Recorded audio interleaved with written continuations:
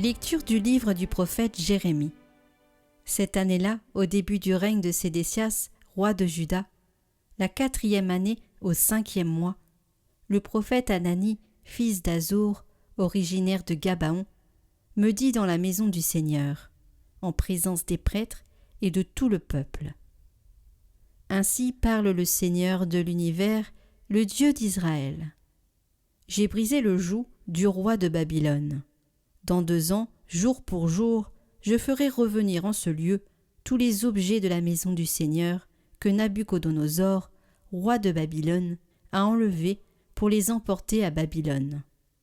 Je ramènerai ici Jéconias, fils de Joachim, roi de Juda, avec tous les déportés de Juda qui sont partis à Babylone, oracle du Seigneur, car je vais briser le joug du roi de Babylone. Le prophète Jérémie répondit au prophète Hanani en présence des prêtres et de tout le peuple qui se tenait dans la maison du Seigneur. Il lui dit : Amen, que le Seigneur agisse ainsi, que le Seigneur accomplisse ta prophétie, qu'il fasse revenir de Babylone les objets de la maison du Seigneur et tous les déportés. Cependant, écoute bien cette parole que je vais te faire entendre, à toi et à tout le peuple. Les prophètes qui nous ont précédés, toi et moi, depuis bien longtemps, ont prophétisé contre de nombreux pays et de grands royaumes, la guerre, le malheur et la peste. Le prophète qui annonce la paix n'est reconnu comme prophète vraiment envoyé par le Seigneur, que si sa parole s'accomplit. Alors le prophète Hanani enleva le joug que le prophète Jérémie s'était mis sur la nuque, et il le brisa. Et Hanani déclara en présence de tout le peuple : Ainsi parle le Seigneur. De la même manière, dans 2 ans, jour pour jour, je briserai le joug de Nabuchodonosor, roi de Babylone, pour en délivrer toutes les nations. Alors le prophète Jérémie alla son chemin. La parole du Seigneur fut adressée à Jérémie après que le prophète Hanani eut brisé le joug qui était sur sa nuque. Va dire à Hanani : Ainsi parle le Seigneur. Tu as brisé un joug de bois, mais à sa place, tu feras un joug de fer. Car ainsi parle le Seigneur de l'univers, le Dieu d'Israël.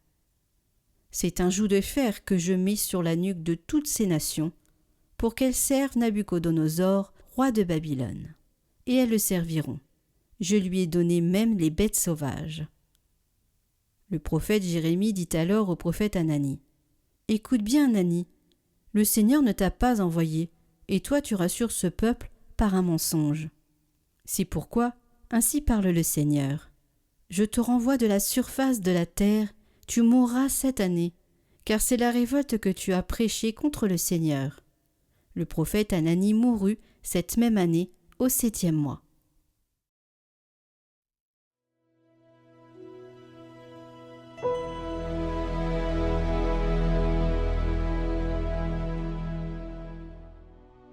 Seigneur, apprends-moi tes commandements. Détourne-moi de la voie du mensonge, fais-moi la grâce de ta loi. N'ôte pas de ma bouche la parole de vérité, car j'espère tes décisions. Qu'ils se tournent vers moi ceux qui te craignent, ceux qui connaissent tes exigences. Que j'aie par tes commandements le cœur intègre, alors je ne serai pas humilié. Des impies escomptent ma perte, moi, je réfléchis à tes exigences. De tes décisions, je ne veux pas m'écarter, car c'est toi qui m'enseignes.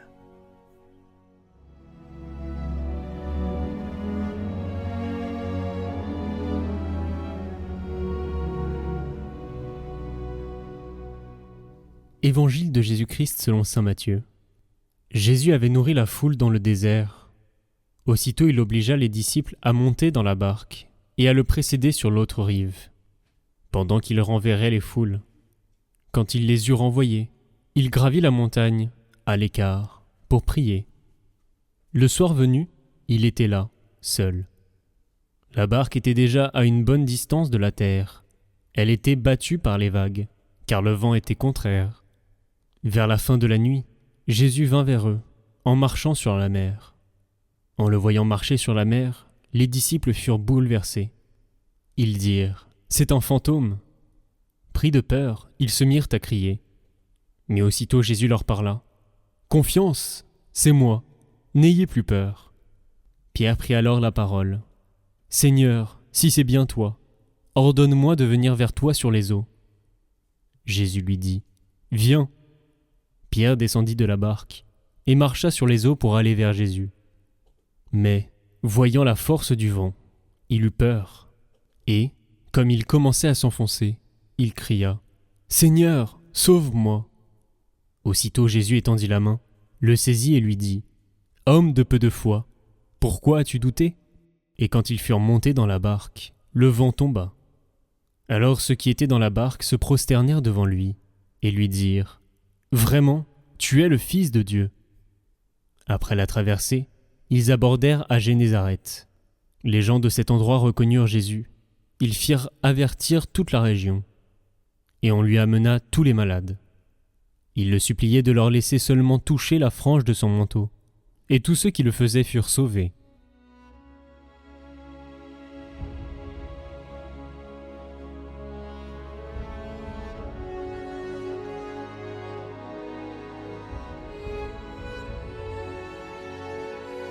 Commentaire du livre d'heures du Sinaï. Au milieu de la mer de cette vie, tends-moi la main, Seigneur. Le prophète entendit ta venue, Seigneur, et fut saisi de crainte à la pensée que tu allais être enfanté d'une vierge et apparaître aux hommes. Et il disait, j'ai entendu ce que tu as fait entendre, et j'ai été saisi de crainte. Gloire à ta puissance. J'ai péché, j'ai failli envers toi. J'ai poussé à bout ta majesté. Ô seul compatissant, et me suis enfoncé dans l'abîme du désespoir. Mais montre-moi à présent au milieu de la nuit, à moi aussi, comme jadis aux disciples cheminant sur la mer, au Verbe, et donne-moi la divine sérénité. Mon âme à tout moment entre tes mains. Mon Dieu et mon secours, qui seul sonde les reins et les cœurs, tu connais mes réflexions, tu connais les vagues, la tempête, le tumulte de mes pensées. Mais je t'ai vu marchant maintenant encore sur la mer agitée de mon cœur. Voici que j'ai désiré tes préceptes. Dans ta justice, fais-moi vivre. Pardonne, ô mon Créateur, sois indulgent, toi qui m'as façonné. Aie pitié de moi, laisse-toi fléchir. Sois miséricordieux, sois compatissant. Et puisque je suis au milieu de la mer de cette vie, tends-moi ta main réellement divine. Et comme Pierre, relève-moi. Gloire au Père et au Fils et au Saint-Esprit.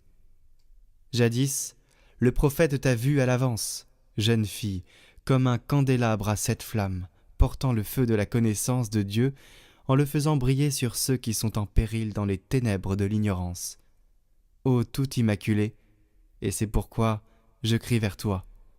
Éclaire-moi, je t'en prie.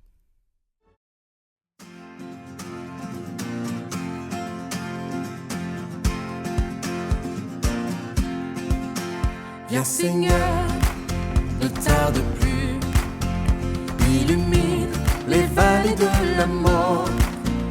Viens Seigneur, ne tarde plus, illumine les vallées de la mort. Viens Seigneur, ne tarde plus, revêt-moi tout entier de ta force. Viens Seigneur, ne tarde plus, revêt-moi tout entier de ta force. Étends ton bras puissant, ton amour me soutient. Je ne peux trébucher car je suis dans ta main. Étends ton bras puissant, ton amour me soutient. Je ne peux trébucher car je suis dans ta main. Hey, hey, hey, fais briller sur moi la lumière de la joie, Seigneur. Fais briller sur moi la lumière de la joie. Viens Seigneur, ne tarde plus, guide-moi sur le juste chemin. Viens Seigneur, ne tarde plus, guide-moi sur le juste chemin. Viens Seigneur, ne tarde plus, mène-moi aux sources du salut. Viens Seigneur, ne tarde plus, mène-moi aux sources du salut. Étends ton bras puissant, ton amour me soutient. Je ne peux trébucher car je suis dans ta main. Étends ton bras puissant, ton amour me soutient. Je ne peux trébucher car je suis dans ta main. Hey, hey, hey, fais briller sur moi la lumière de la joie, Seigneur. Fais briller sur moi la lumière de la joie. Fais briller sur moi la lumière de la joie, Seigneur. Fais briller sur moi la lumière de la joie. Étends ton bras puissant, ton amour me soutient. Je ne peux trébucher car je suis dans ta main. Étends ton bras puissant, ton amour me soutient. Je ne peux trébucher car je suis dans ta main. Hey, hey, hey, fais briller sur moi la lumière de la joie, Seigneur. Fais briller sur moi la lumière de la joie. Fais briller sur moi la lumière de la joie, Seigneur. Fais briller sur moi la lumière de la joie.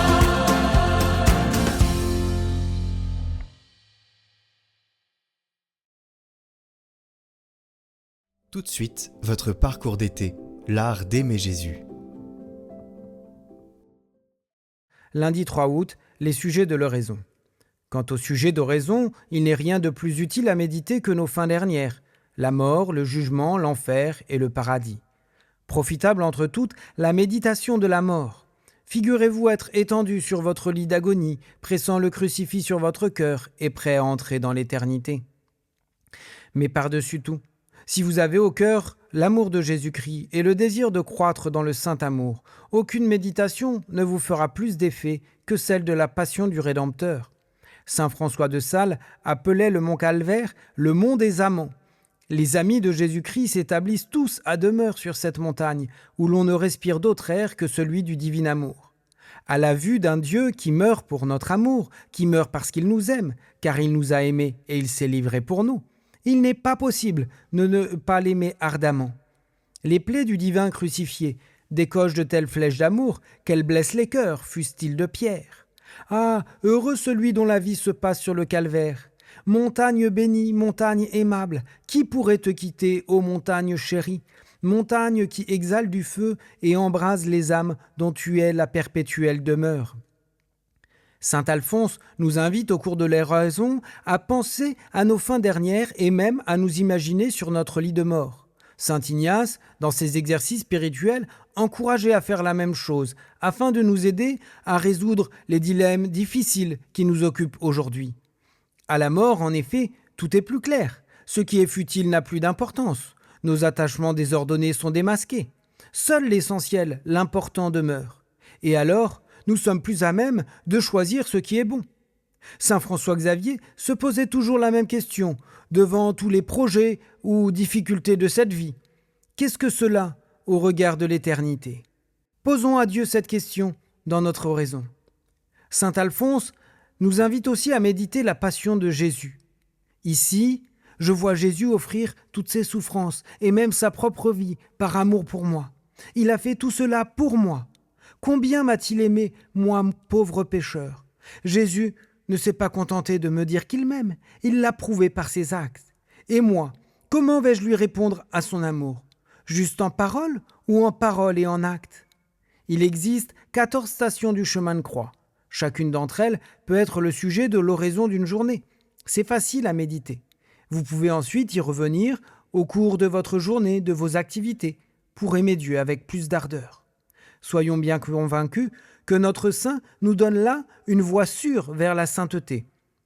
Tous ceux qui ont vécu avec ces saintes pensées à l'esprit ont fait de grands progrès dans la vie spirituelle. C'est tout ce que je vous souhaite, car vous emprunterez assurément la voie du ciel. Prions avec saint Alphonse pour demander à Dieu que la pensée même de notre mort, de la passion de Jésus, vienne faire grandir en nous ce saint désir d'aimer Dieu et de grandir pour sa gloire en sainteté. Ô Dieu de tout amour, ô Seigneur des cieux d'en haut, vos traits sont si doux, si gracieux à regarder, qu'un seul regard serait une béatitude ineffable. Vous êtes béni, vous êtes le seul, l'unique qui peut combler mon cœur de son amour. Ô beauté suprême et splendeur infinie, ô source intarissable et océan de délices, ô vie qui me fait vivre ma véritable vie d'en haut, je vous donne, Seigneur, mon amour tout entier. Amen.